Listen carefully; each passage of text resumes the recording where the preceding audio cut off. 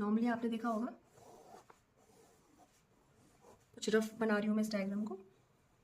Microscope होता है और माइक्रोस्कोप में आपने 100% देखा होगा, जब आपने माइक्रोस्कोप यूज़ किया होगा, कर भी रहे होंगे। तो इस माइक्रोस्कोप में आपको पता है यहाँ नीचे की तरफ क्या होता है, concave plane mirror, concave and plane का कॉम्बिनेशन। तो ये नॉर्मल माइक्रोस्कोप क्या यूज़ करते हैं, sunlight, because this microscope is light microscope.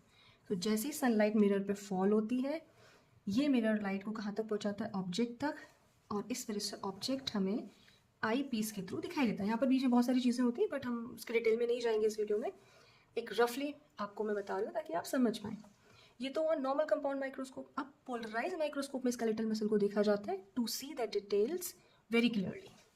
तो यहाँ पर क्या होता है, पोलराइजर लगा होता है।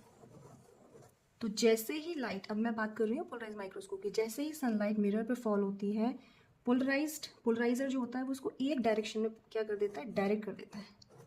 जैसे आपने देखा होगा लेज़र पॉइंटर की जो लाइट है वो पोलराइज्ड काइंड ऑफ लाइट है, और नॉर्मल टॉर्च की लाइट स्कैटर्ड लाइट होती है, नॉर्मल, ठीक है।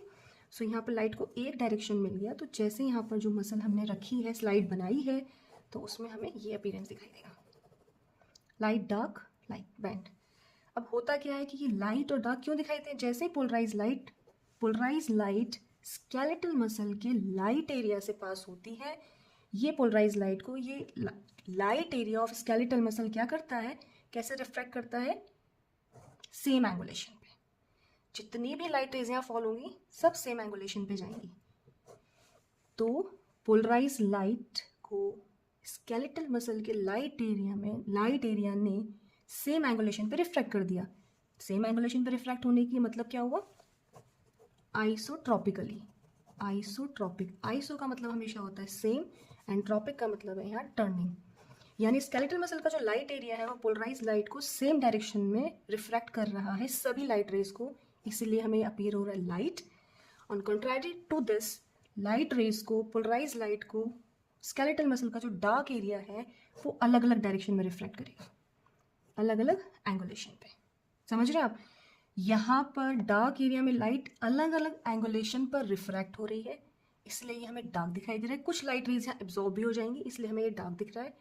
और स्केलेटल मसल का लाइट एरिया हमें लाइट क्यों दिख रहा है, क्योंकि यहाँ पर जो लाइट रेज फॉल हो रही हैं वो लाइट रेज एक ही एंगुलेशन पर रिफ्रैक्ट हो रही हैं, ठीक है।